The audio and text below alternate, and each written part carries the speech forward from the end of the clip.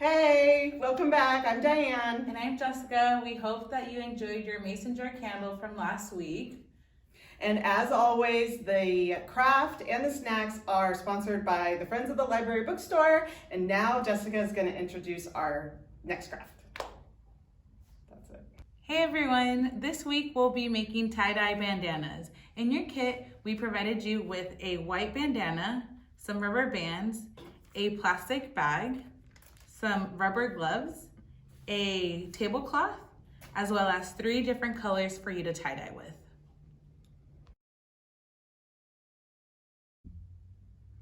Okay, so step 1 is before folding, you have to get your bandana damp. I have a bowl of water here, but you can just run it under the faucet if you'd like.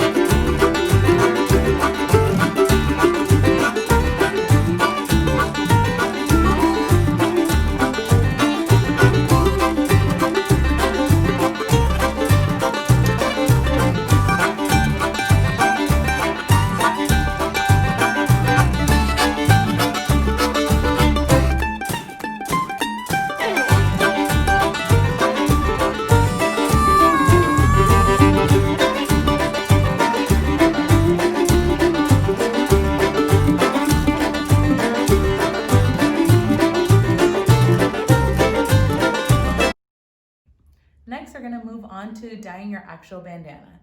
The very first step is to place your tablecloth on the surface that you're going to be working on because it will get very messy. Next, you're going to get some warm water and you're going to fill up your bottles all the way to the top. I have my water here already set up.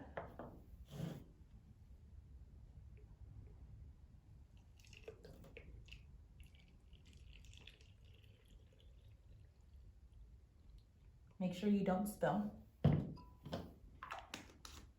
Now you're gonna shake this for about 30 seconds. You wanna make sure that all the powder in the bottle is dissolved.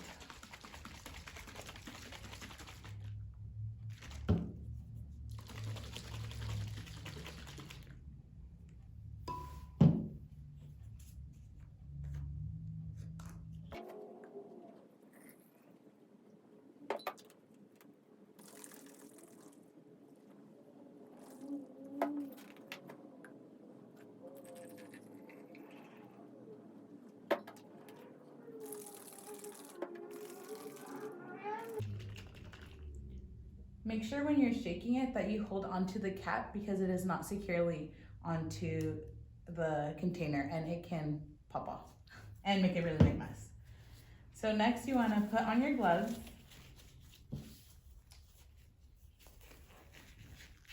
And now you're gonna dye your bandana. So my rubber bands here, I separated them, I made sure that the rubber bands were making divisions onto the bandana equally.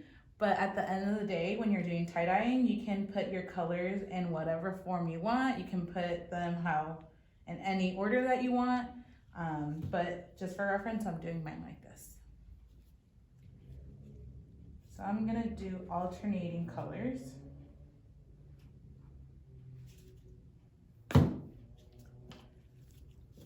And you're gonna go ahead and start dyeing it. You wanna make sure that the cloth gets soaked really well with the color.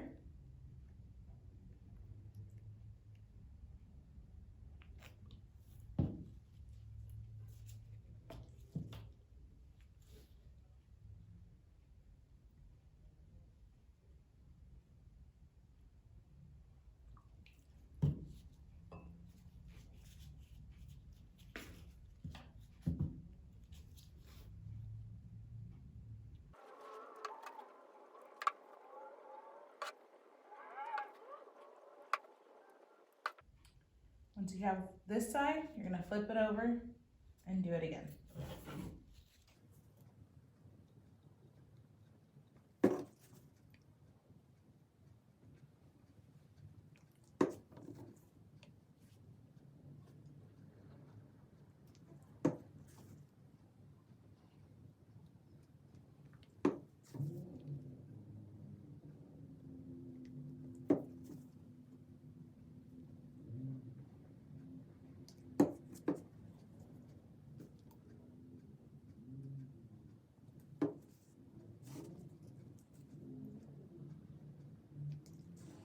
Once you start doing the other side, you'll see that you'll get some more dye on the bottom. Make sure that you lift up or change positions on the bandana. That way the excess coloring doesn't ruin the other side of your dyeing. And once you are all set, you're gonna squeeze this just a little bit to get the excess out. You're gonna grab your plastic bag. You're gonna place your bandana in there. You're gonna close it and you're gonna wait 24 hours to continue on to the next step.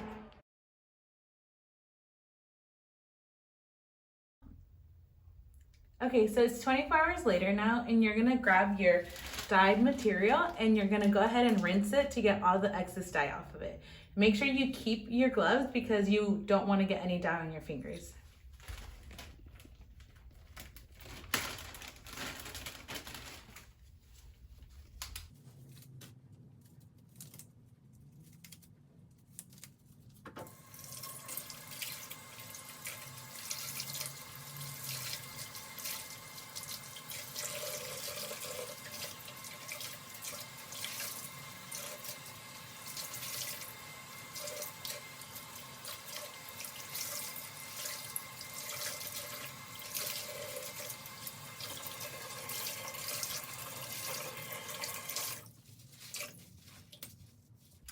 So you want to rinse it until all the water that's coming out of your bandana is clear to make sure all the excess dye is gone.